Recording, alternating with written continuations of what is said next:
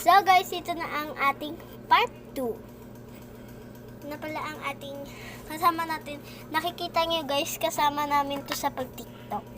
Kasama ko na din siya, nagsabi siya. Ay, diba? Ikaw magbablog ngayon. Ang cute. So, ito na ang ating part 2 na pagpaayos ng kwarto. Na ating Jamie, ha? Huwag malikot.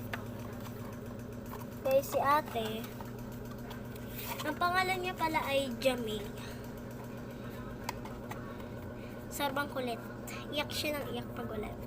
Ang ating pabango, kaya na magbasa guys. Tapos, dumating kay mama, ang pangit gagi, hindi nag-spray. Sorry na naman, Pang lagyan na ng color. Nagko-color kasi yan minsan yung batang yan. So, natin yan.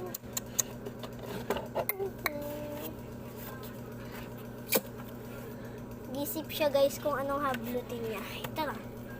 Ang ating Kuromi. Sobrang love ko. Gustong gusto ko yung Kuromi guys.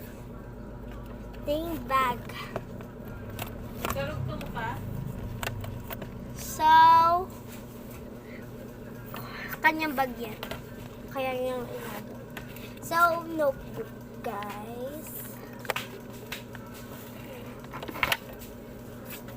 Yan natin. Bye-bye! Bye-bye na!